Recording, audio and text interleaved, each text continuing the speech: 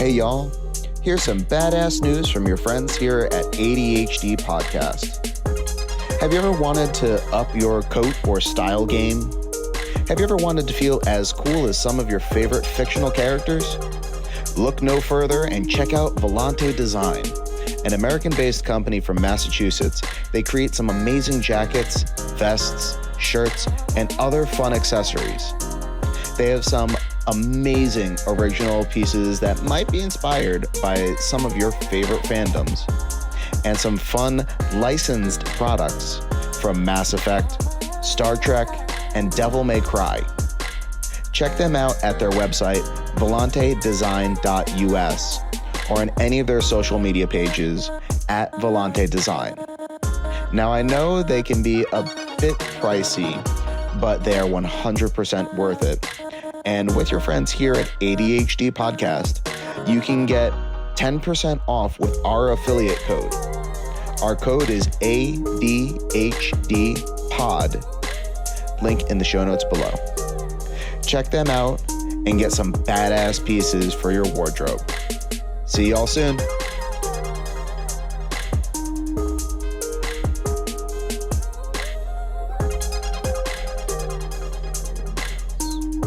Beautiful people, welcome back. We are so excited to be back for the ADHD podcast once again.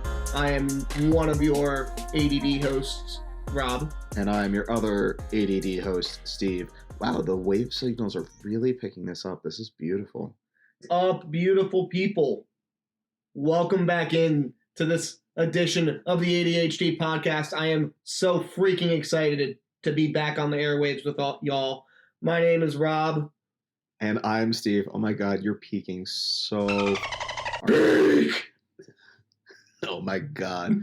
You know, since you're editing this, I'm just gonna. I'm gonna put my mic back like here. I feel like I'm yelling today. Is this helping? Yeah, it's helping a bit. All right, cool. So maybe I should just need to be like here.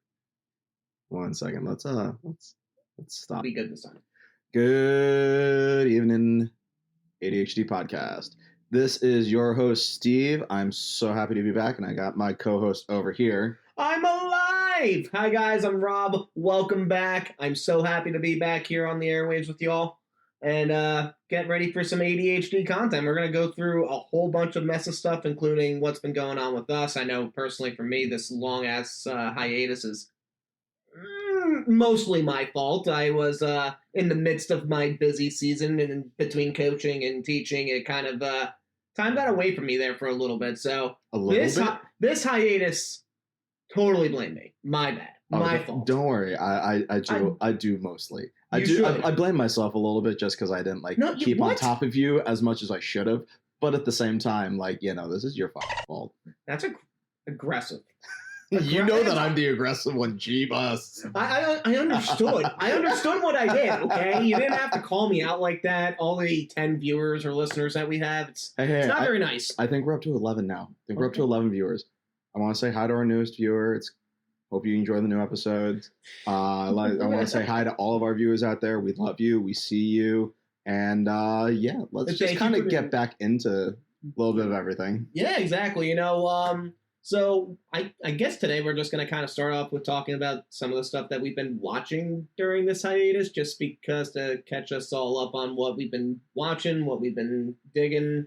For me, Invincible's been my jam. I've been loving the new content for Invincible and Conquest and that whole scene. We can dive into that a little bit. I haven't caught up on Invincible. I'm still bad and in season 1. Oh man, dude, you can't. Okay, first of all, don't worry about the season 3 animation for the first 5 episodes. Don't worry about it. They saved the budget all for that episode 10. It is absolutely breathtaking, that fight scene. It is gorgeous what they do. Which fight scene is that? Because I know I've seen clips here and there. So it's the Conquest scene where they come stand ready for my arrival, Worm. Is that Stephen Yeun versus Jeffrey Dean Morgan again? Yes. Okay. Yes. Okay. That's exactly where you're going from, because they No. Negan, he got pimp smacked again. Negan gets his shit kicked in. Yep.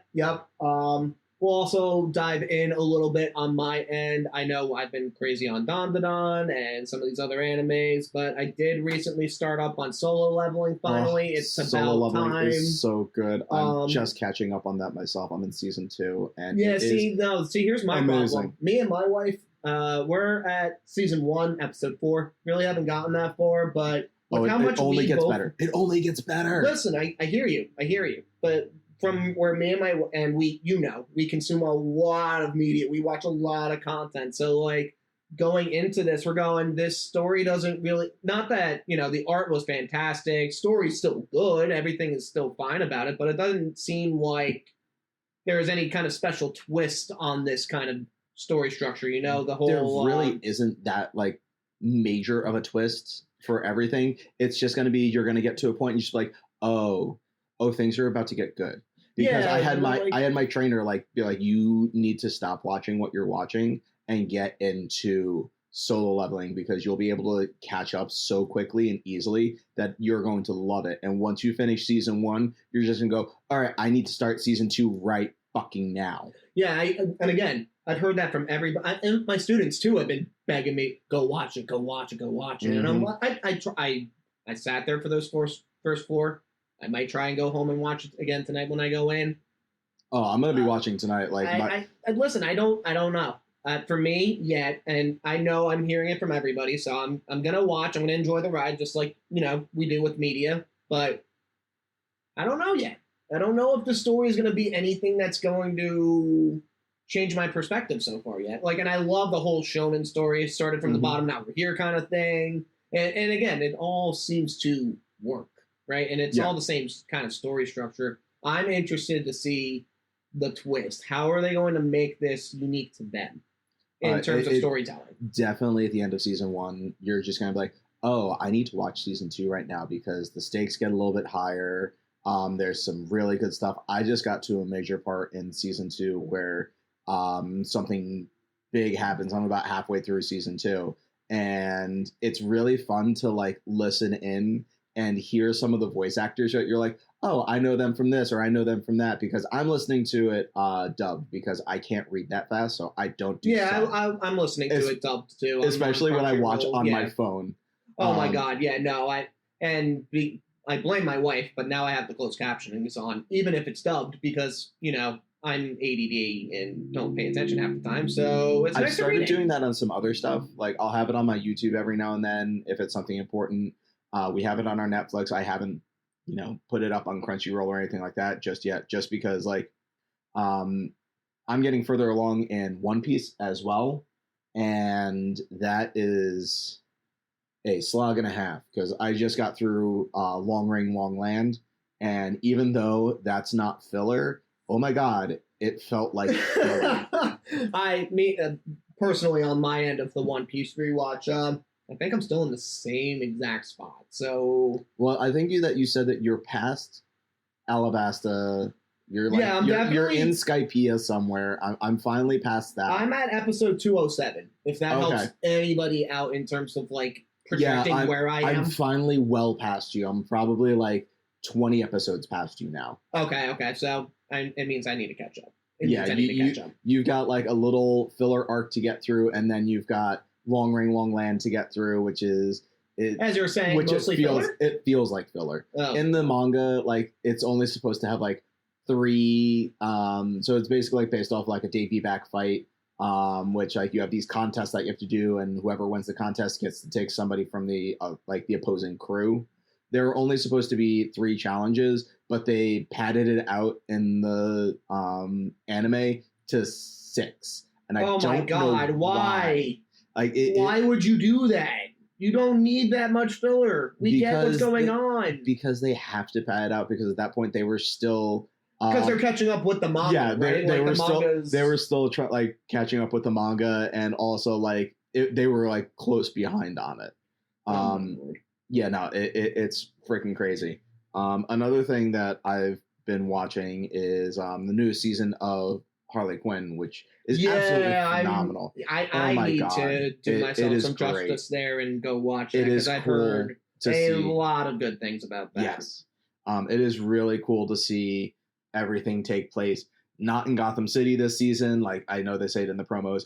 It takes place in Metropolis. Like, it's a cool concept. It's a fun thing. It's great to see these characters. And similarly, too, with that, on Prime, they have the Caped Crusader, which we watched over this little hiatus as well. And that's a really interesting take on the whole Gotham Batman story, because they do switch up some things, like the Penguin being a female and playing around with some of these other things. And yeah, if you guys haven't watched that yet, I thought that was a really... Again, interesting way to go with the same story that we've been getting for 30, 40 years now with Batman. We know. More than that, dude. I know. I'm just...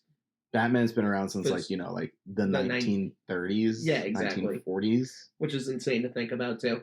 Oh, yeah, no. Like, that's crazy to me. But, yeah, no, like, there's a lot of good media out there that we've been consuming, and it's just, like, it's fun to just kind of catch up on some stuff and see what else is out there. Speaking of what else is out there, and just to break random for us, the other show that I finally finished, and you'll be happy to hear, live action show, I got way too sucked into it, was Ted Lasso. Oh, God, I love Ted Lasso. Ted Lasso was such a good show. It's probably one of my favorite shows. Such a great show, and being that we got a tease for season 4. We got a tease that season 4 is coming out soon. So, I mean, at the end of season 3, like, it does kind of set you up for a season 4. And Zava! Like, oh, God, I hate Zava so much. But soccer, I can't. No, but football is life. Football is life, but that's Danny Rojas. I would say you have to go off Danny Rojas, who's sitting right behind you on top of my stereo. I got Danny Rojas sitting with the rest of my bobbleheads on my shrine. Why have I never noticed that before until now? Because I just got it. I just got it around Christmas time. A friend ordered it for himself, and the box came damaged, and he likes to keep them in the boxes and everything. He's one of those guys. Asked Amazon if they wanted it returned, and they're like, nah, you can keep it. So he reached out to me and was like, hey, I know you like Ted Lasso and you like soccer. Do you want this? I'm like, sure. I'm not going to say no to a Danny Rojas. Rojas. The only character, well, actually, no, there are several characters I love more than Danny Rojas. He's definitely top 5 for me. Okay. Of like the players. Let's do it. Just off the cuff, off the whim. We did not write any of this down. Let's do it. Who is your top 3 characters on the team? On the team? Not on the team, like not coach, not Rebecca. The actual team of people. Who is your top 3? Top 3 is number 3 has got to be Isaac.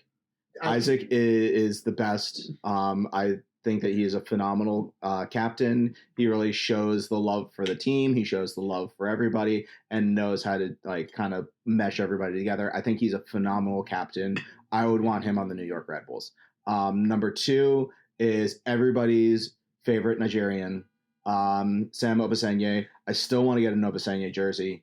I think he is phenomenal, and I want to get a Nigerian Obasanjo jersey. Not a Richmond. I want to go to his restaurant. Oh, so do I. That food looks so good. The food looks so good. Right. And number 1 is everyone's favorite captain, Roy Kent. Absolutely love Roy Kent. Have his jersey. Love Brett Goldstein. Like everything. He's the manager now. I know that, but no. On season 1, he was still on the team. He was still on the team. You never said which season we were going with. Okay, fine. You're right.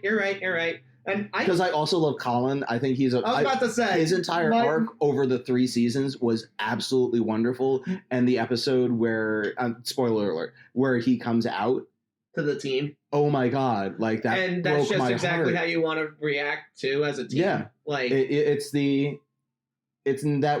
not that we don't care. It's that we don't care. We care because we love you. And we want to make sure that you are well. We don't care that you are this. We care that you are taken care of. And happy. Right. Yes. Exactly. Yeah. Absolutely love it. And at then the end of the season, other person, and I know I'm going to get hit for this, but I just love him for one reason alone, is Jamie Tart. Oh, I love Jamie Tart. He's top 5 for me. Poopy. Jamie Tart, Jamie Tart, Jamie Tart, Jamie Tart. Oh, man. Season 1, when I watched him, I just automatically saw, and for all of the soccer fans out there who understand what I'm talking about, saw Jack Grealish, and I wanted to punch him in the face. I hate Jack Grealish. I hate Man City. The Manchester teams, Man City and Man United, can just both die in a fire. I don't care. Hellfire, just, Dark fire, hellfire. Oh, yeah. You know what's sad? I hear that and I see that, but I'm also picturing the scene from The Dark Knight when Bane is in it and he's blowing up Heinz Field with the detonator and just watching the field blow up behind him. Oh, yeah. This is good. See, whenever I say, like, oh, I want to see, like this past year for the Super Bowl, I didn't want to see either team win. I just wanted to see a stadium implosion where some of the fans, like the annoying ones, get hurt, but nobody dies. They have to do they have to do a wash for the game, like a walk of shame. Like almost. You can't, like, neither team can continue playing, so you have to go down to the Commanders and Bills to see who wins the Super Bowl, and that would have been much better. And such a weird jump to go into this podcast that's all about animation video games. But could you imagine a Commanders and Bills Super Bowl? I wanted that. Could you imagine that? Could you imagine that? Two franchises that could not be any further away from the Super Bowl than these two. I mean, Buffalo, granted, they went 4 times in a row. They missed. They did all this. They have a good quarterback in Allen. But the Commanders, where the hell did they come from with Daniels? And, like, it would just been...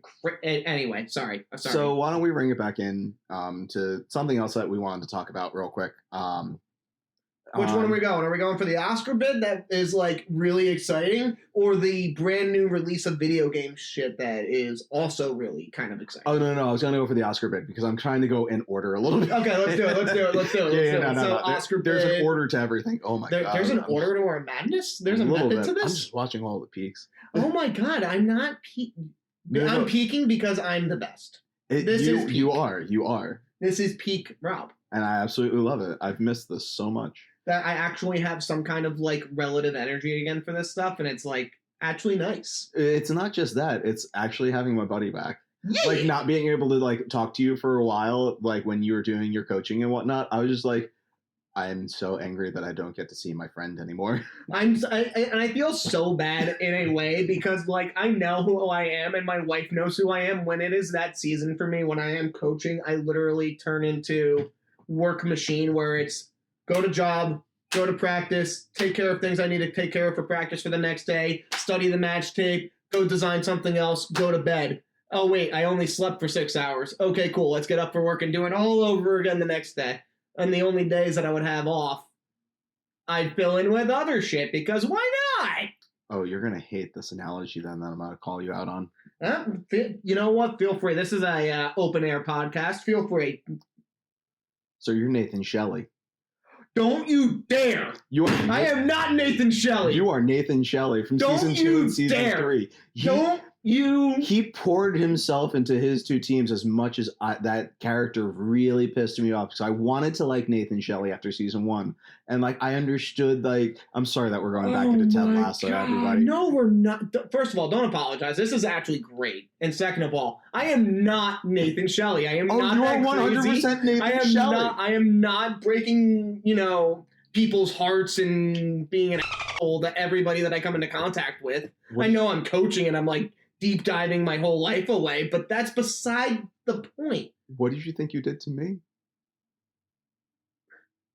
Friend, I want to take this time to personally apologize for any feelings that I may have hurt during my brief but important hiatus away, so I can coach young men and make some money while doing so, and feeling like I may have abandoned you in some capacity. I apologize. As a man, as a human being. I'm crying laughing so much. Anyway, I am not Nathan Shelley!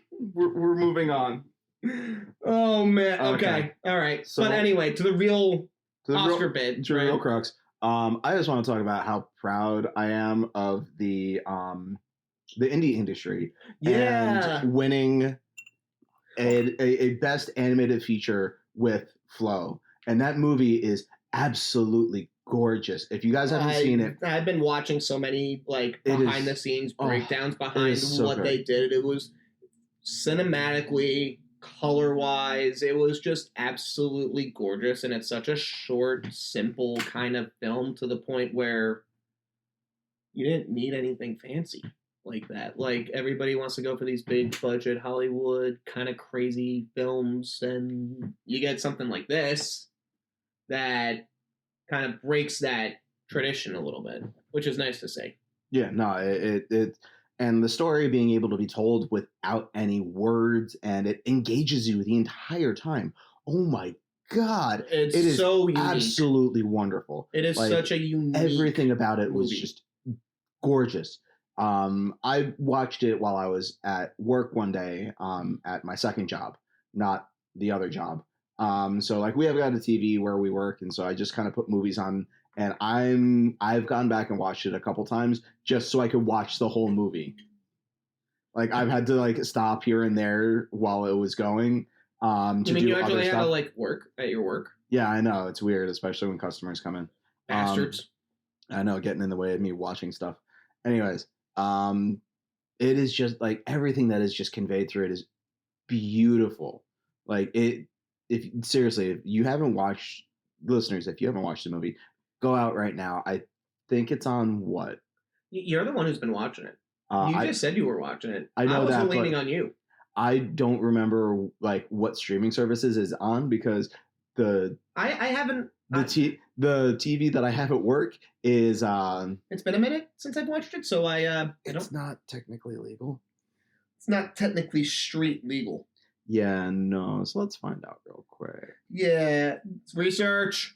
Research. We're researching right now, so why don't you carry for a little bit while I do some research? So while he's doing that, I mean, honestly, I can't really talk too much more about the story behind it because Steve told it really well. Just, again, it's such a unique perspective to try and do a story without any dialogue. It's really an impressive feat to do it as a feature in that regard. The animation styling and just how much work went into that was beautiful as well. From everything I could see through my channels of watching some of these breakdowns through, there's this Instagram page called Frame by Frame Animation, and you can actually see some of these like breakdowns that they come up with for. Why do we not follow them on Instagram? I probably did. Oh, I haven't seen them pop up on our gram. Okay, so I gotta figure that out. Yeah, I'll take a look. I would say I'll take a look later. But again, you get to see some of this pre-production kind of stuff, and just seeing some of this rough drawing, the rough outline, the solid drawing, and everything else. It's just, again, to what Steve was saying, it's truly a testament to the medium. It deserved that Oscar. Oh yes, 100%. And it makes me want to get a black cat. Like I want to get another cat. I love my Kia. I was about to say, would Miakins accept this? Would the Queen accept another docile kitty into her domain? Oh, I have no clue. I hope that she would be okay with it because she's the empress of everything. Yeah, she's not a queen. She's an empress. Fair. She's more regal. This is fair. But you can watch it on Max. It's on Max. Oh, okay. Yeah. That actually kind of I'm a little frustrated with Max, though, to be honest with you right now, just because they are taking away a lot of Looney Tunes content, which is actually very upsetting. But on the bright side, we need to go out to the theaters, guys, and watch The Day the Earth Blew Up with Porky Pig Daffy Duck movie. We need to go watch this. We need to go support it. It's been very highly rated. It's been very good, very close to the nostalgic feel of the old cartoons. Buy Ketchup, buying the rights for the movie and producing it and distributing it out into theaters. So I know that's something that I'm desperately trying to go to the theater soon to go watch. I can't remember who bought it, but there was a studio out there that actually bought, to go along with Looney Tunes, Coyote versus Acme. Yeah, the same studio that just released this. Okay. The Porky Pig Daffy Duck movie. Yeah. Is the same studio that just bought out that one. Oh, so I'm awesome. hoping that this is a sign of things to come in a good way for the Looney Tunes franchise, that Warner Brothers is clearly trying to get rid of for some strange... I don't know why you would want to get rid of one of the most popular intellectual properties in animation history, in our culture, at least in the American culture, Daffy Duck, Porky Pig, Bugs Bunny, icons of the medium.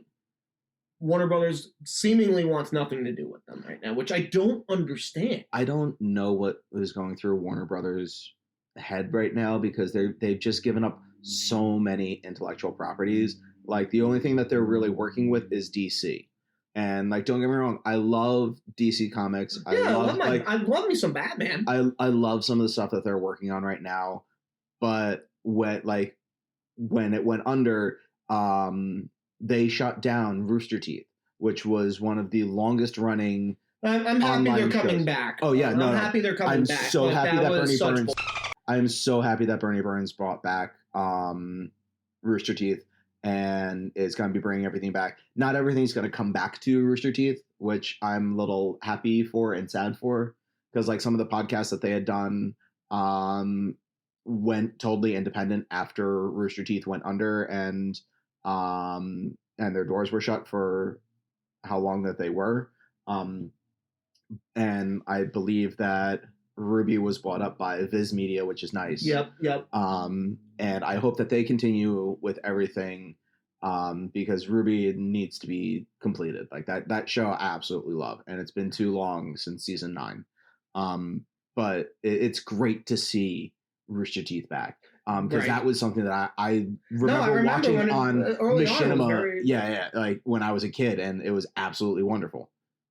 Rooster Teeth is Red vs. Blue, right? Yeah. Okay, no, that's definitely it's like Red vs. Blue, Ruby. But Red vs. Blue was my Rooster Teeth intake. Oh, same. That was my Rooster Teeth intake for the longest. Like I got up to like maybe season 12 for Red vs. Blue. I never finished it out just because like it was hard to watch. But absolutely loved Red vs. Blue. Yeah. Like I still quote the early seasons of that every now and then, of just being like, do you ever wonder why we're here? And then somebody's like, what do you mean? Like, no, why we're physically here. And like, every now and then, if something good happens, I'm like, you just got sarged. Man. There's just so many, like, I'm happy to see that coming back. But yeah, no, like when Warner Brothers shut that down, I was like, what the is going through their brains? What are we doing? What are we doing? Legitimately, what are we doing? And then another thing, we're going back into Oscar bid. Something that I was very excited about. I was excited too to see it when the award got announced, and the fact that no pats with the back for ourselves here, but we called this. Yeah, we totally called this. Oh yes. Oh yes. In the shadow of the Cypress. Got Oscar for best animated short. And it deserved it. It was one of the most unique storytelling experiences that I have had the pleasure of watching in a theater in a short film capacity. It was just absolutely wonderful, and made me uncomfortable, but that's okay too. I mean, you're supposed to be a little uncomfortable when it comes to things that you enjoy, right? It's supposed to push your boundaries. Like, yeah, it's nice to find that comfy, cozy. You're like in your kind of everything and happy about it, but it needs to like push your boundaries so that you can grow as a person. Oh my God, for sure. And I feel like it does that for sure in spades, and just highlights a specific mental. I don't want to say disability because I don't think that's quite the right word, but you know what I'm getting at. Mental disorder, maybe, might be the better word here. Yeah. But just a very honest depiction of a mental disorder shown through animation, through the medium, through color, through storytelling. Again, I can't hype this up enough. It is probably one of the best short films that I've ever come across. Yes, and I loved it when we watched it. Like, I know that when going back and re-listening to the episode, like, we kind of were like, we sold it short. Yeah, especially we sold the first episode when we were trying to preview it, we definitely were like, oh no. And even going into the recap episode, we sold it short. We kind of had to sit in it, you know. I have fallen in love with that short because I've watched it like once or twice since then too. As have I. And it gets better and better the more that you watch it. But I think it's also just because you're noticing more yeah. than the first go around. Like it's not like a Memento kind of thing where you're missing out on part of the plot. You saw it in the beginning, but you're just noticing the little detail that is like maybe a foreshadow or a callback in those scenes to like, oh, wait a minute. It's like that's gonna happen there now. And it's like you can see like kind of everything building up. And it's been nice because like we've reached out to the creator and we're hoping we can get him on pretty soon. I would say he reached back. And it seemed like he was like really interested in talking with us and doing an interview, and I hope that we can get that. And this is why we kind of hype it up. If you guys follow our Instagram, it's always put on our freaking our story. Like whenever it was it's like whenever it was winning anything, we would just pop it on. And it's just something that it's super exciting to see something that for a niche market most people wouldn't necessarily watch or necessarily know right away, and then to see it win the most highly acclaimed award in its category is really such a cool year, thing. Like from when we first saw it at Tribeca last summer, which is weird to think it was last summer, right? It won award after award after award at all other like short film just presentations throughout the globe. It was amazing. It was a smash. It really was. And I am so proud of it. I'm so excited. Like I will hype it up till the day I die. And another big announcement. I was about to say, do we want to dive into the video game announcement, or what do we want to do here? I do want to do 2 video game announcements. Okay, go ahead. The first one that I'm excited for, besides we're going to get into this next, Switch 2, let's go. Switch 2! Is seeing that we have a release date for the live action Legend of Zelda movie. Yeah. Shut up and take my rupees. Yeah, as soon as I heard news of this, I knew Steve was already all over this and is probably trying to figure out how to get a movie ticket for the first showing that he can. Oh yeah, like the only thing that like I'm. Are you nervous about the cast? Yes. How they're going to cast this? Yes, I 100% am because I don't want Tom Holland. Don't get me wrong. I love Tom Holland. I know you're going to get some Hollywood pretty boy, right? I hope that we don't. I want an unknown pretty boy, or somebody that like can grow with the character because it's supposed to be supposedly a trilogy of movies. You know what? After seeing it, I didn't process that, but that makes sense. Yeah, it 100% does. And damn it. He was so close. I almost went an entire episode. I almost went an entire episode without saying it. He was so close. He's cursing at himself in the corner right now. Anyway, I'm just excited for that movie, and I hope. I don't blame you. You're a lifelong like I know I like the games like from afar and I play them. Yeah, you're like my wife, But you have shit on your arm. You're tattooed. No, it's not on my arm. Oh, I'm sorry. No, I had the wrong one. It's on my back. I have the Triforce on my back and 2 out of the 3 spiritual stones from Ocarina of Time on my side. Which I need to get the 3rd one. I can tell you the story behind all 3 of them if you want to know. That's a story for a different episode. That'd be a great episode to talk about like tattoo artistry. I think that would be really cool. Hop on if you guys want. We can take some interviews for that. We can figure out some tattoo artists. We can make this work. I love that we're live air planning our next future episodes. Oh, because that's how we've always done this stuff. Yeah, you know what? I feel like it's nice for the listeners, right? You're about to say viewers. Shut up. The listeners. We haven't brought video into this yet, and I don't know if I don't know if I want to. Listen. I don't want people to see my face. Number one. You see it on the Instagram every now and then anyways. Number one, probably going to have to happen eventually, right? Like, especially if we want to do live reacts. Like, I'm so tempted for when season 4 comes out to make a series of live reacts for me because, like, that whole season 3, and I jumped all the way back to the Invincible talk from before. Okay, but you said during season that 4, and I didn't know if you were going for Ted Lasso or Invincible. For Invincible, I want a camera on me at all times. I almost want it to be like Danny Moda style of video while live watching this shit, freaking out because. Then why don't we just do that on TikTok? I mean, we have a TikTok as long as you it's. do a TikTok live, I guess. I would say as long as it's like not going to go away because it could potentially go dark again tomorrow. Yay! Fuck the government. Yay, democracy. God, I wish we had democracy. Anyway, yeah, no, we have a TikTok. You can find it in the show notes below, or on our link tree. I think we have a link tree with it. Okay, so yeah, you can find it there. Go follow us on Instagram. Go follow us on TikTok. You're fired. You'll get the plugs later on anyway. Yeah, it'll be added in there. Yeah, we know how we do this. Of course. Okay. Right. I know. All right. Ooh, we in those sexy names. Yay.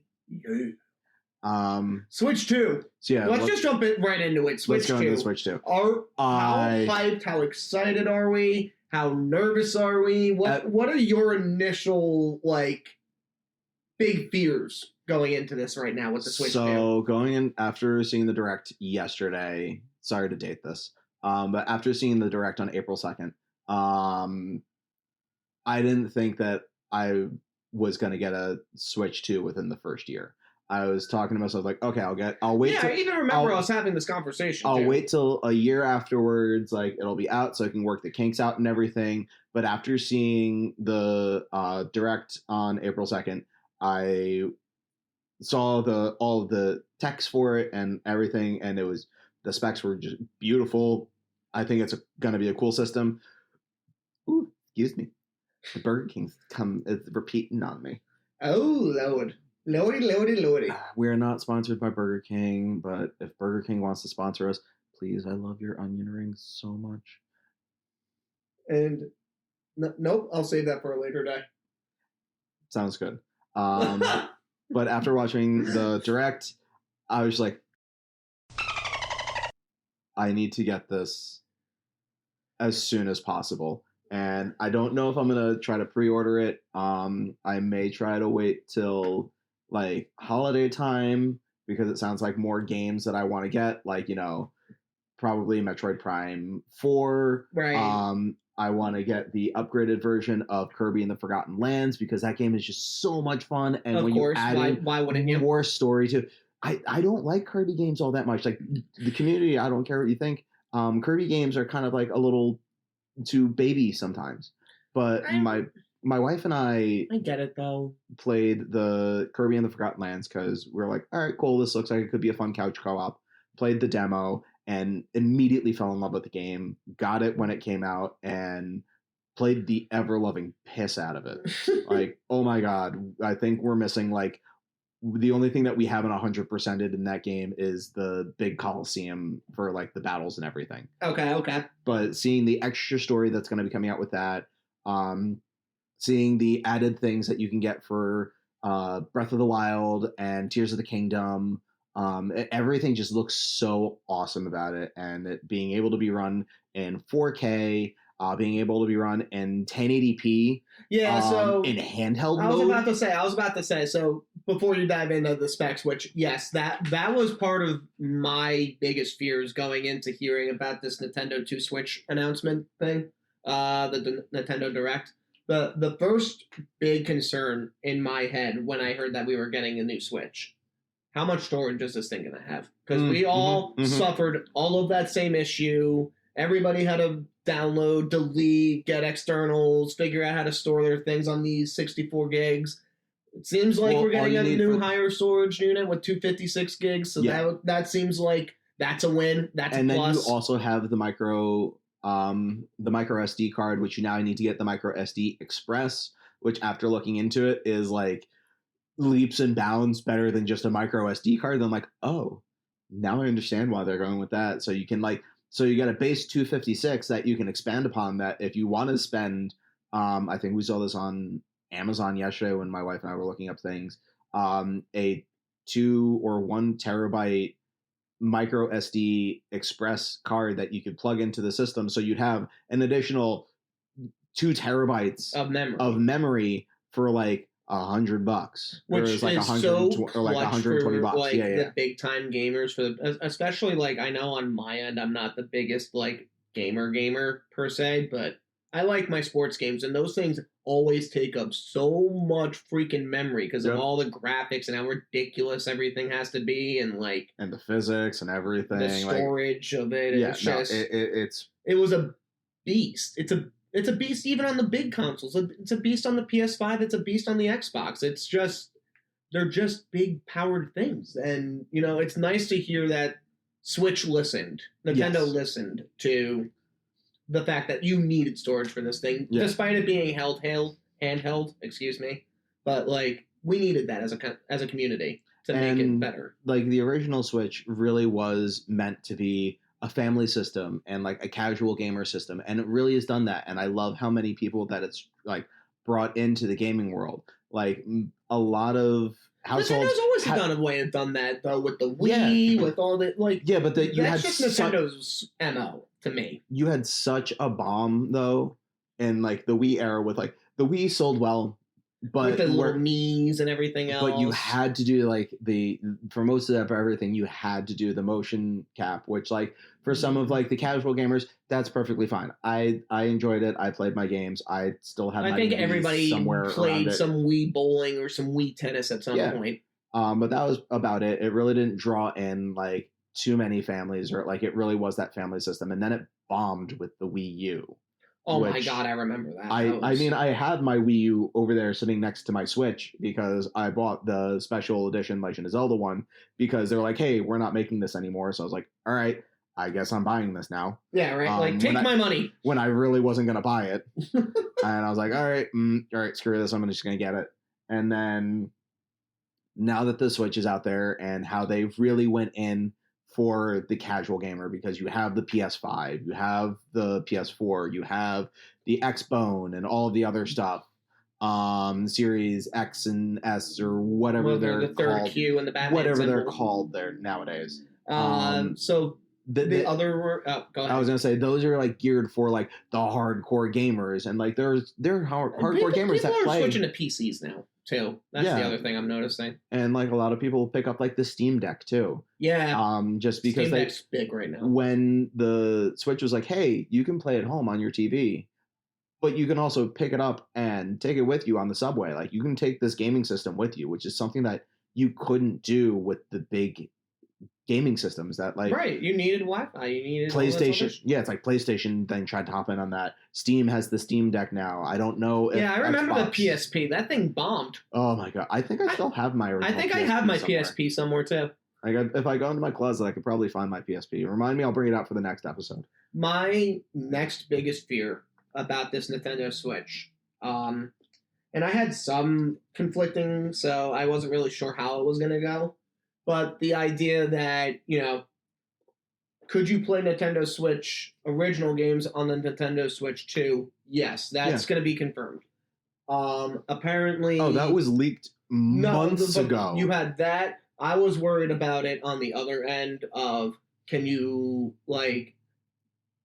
I'm trying to word it properly. If you had the physical copy of the game for the Switch 1, would it be able to adapt into the Switch 2? Because I also heard that the gaming chip is now going to be a little different for the Nintendo Switch 2 versus Nintendo Switch 1 in the sense that the game itself isn't fully on the disc. It's like the startup or something like that. Yeah. So it's almost making it like this weird dichotomy of not wanting you to have a physical library of games that you have. They want you to rather have it on the cloud and be digital, which I get in some aspects, right? But there are some...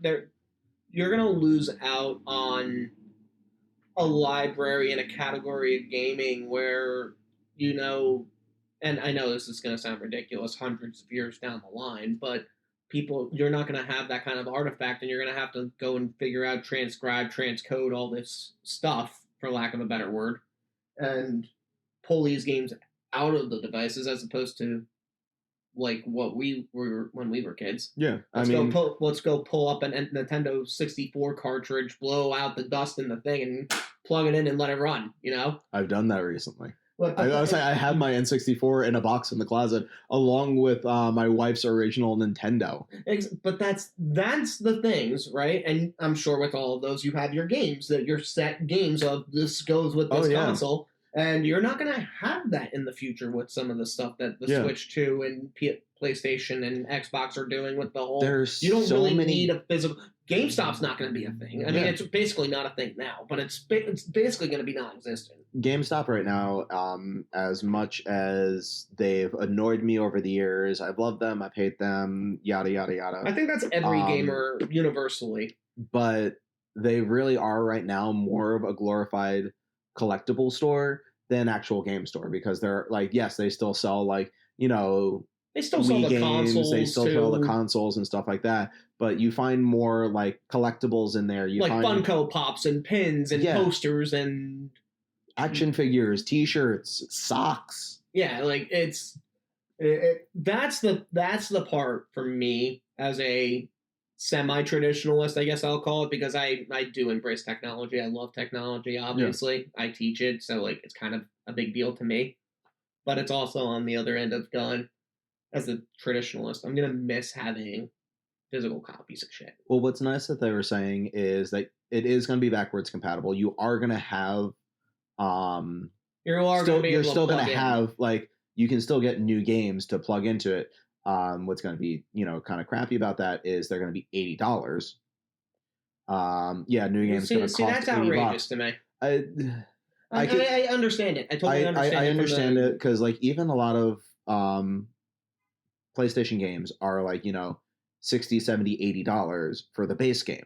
Right. And that's what Nintendo is just trying to catch up to. Forget about it. Games like Madden and 2K where they have the special edition, the super special edition, the mega I'm awesome bro editions where they go in $150 for just, you know, getting VC coins to buy shit in the game. Like, it's so stupid what we've done as a society to this video game culture of having to buy to level up and do all this other crazy nonsense for games like that. And on the offset of it, games like Zelda, Mario Kart, these kind of games like we were saying, or Steve was saying before, more family-oriented, more fun, more relaxed, more casual. Well, I mean, when Tears of the Kingdom came out, I picked up the special edition version, which was I think it was about 120.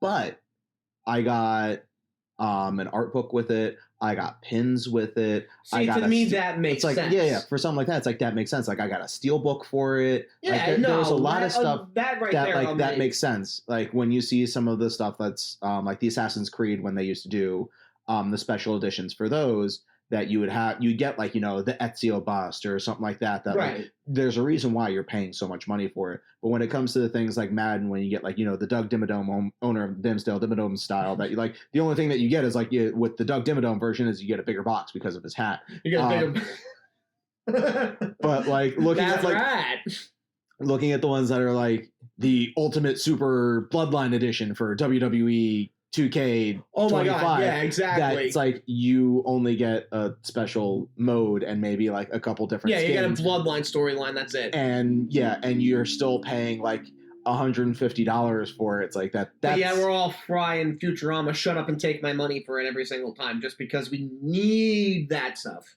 Yeah, and don't worry, you can buy it later on because usually it'll be released as DLC anyway. Or an add-on or some nonsense. And 9 times out of 10, it's like some of that stuff is usually a free add-on or it's like a $15 add-on. So just buy the original game for like $70 and then you pay an extra $15. That's $85 that you get all of the stuff that was pre-ordered. Yeah, it's nonsensical.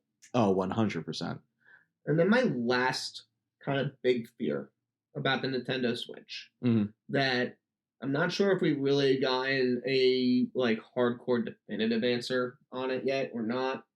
I know we got some of the games and I know the price of it and I know that like there's a special edition for the new Mario Kart included. It's not a special edition, it's just a bundle.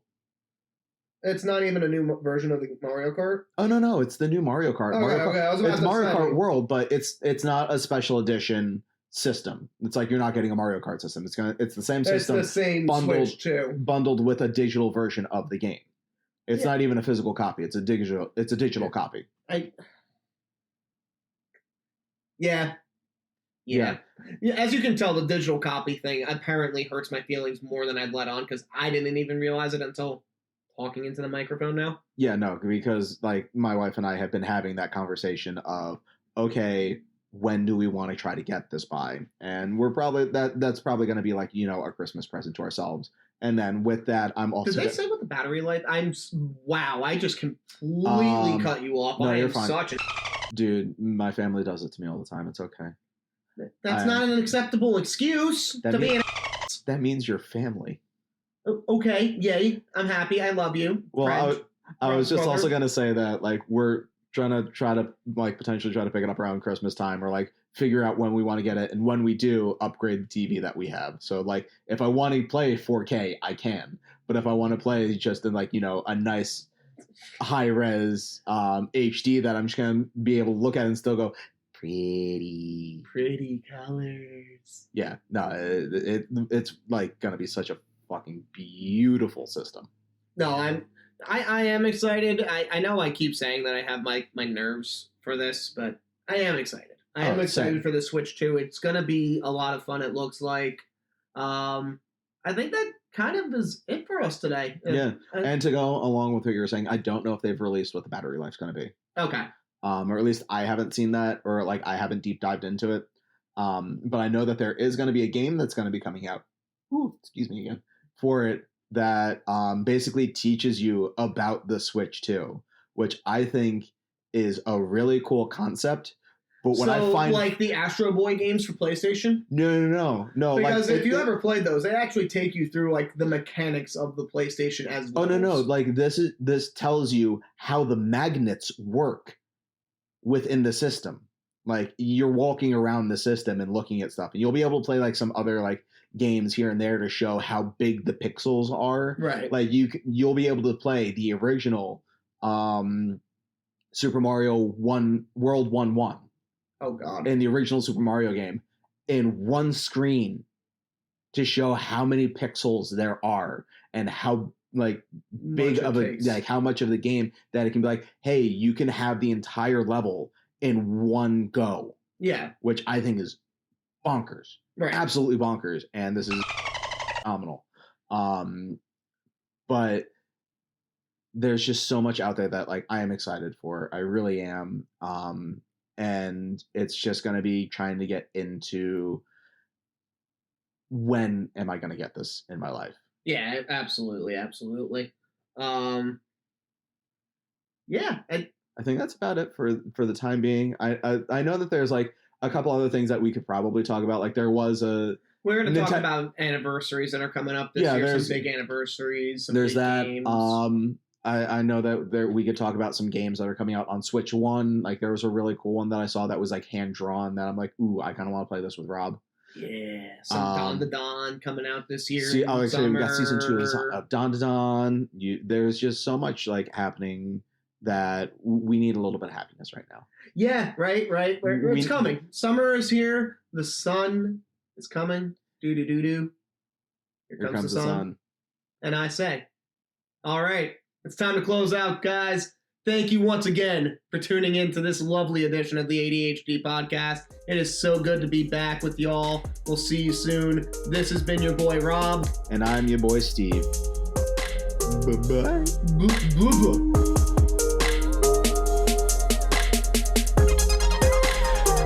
Intro and outro music brought to you by DJ Cutman. Find him on all available streaming platforms. And you can find him on Instagram and Twitter at VideoGameDJ.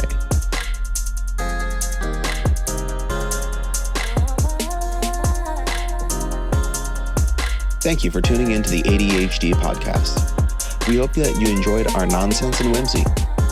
Please make sure to follow us on our social medias. Instagram at animateddysfunctionpod. Bluesky at ADHDpodcast.com. bsky.social. X/Twitter at A_D_H_D_pod.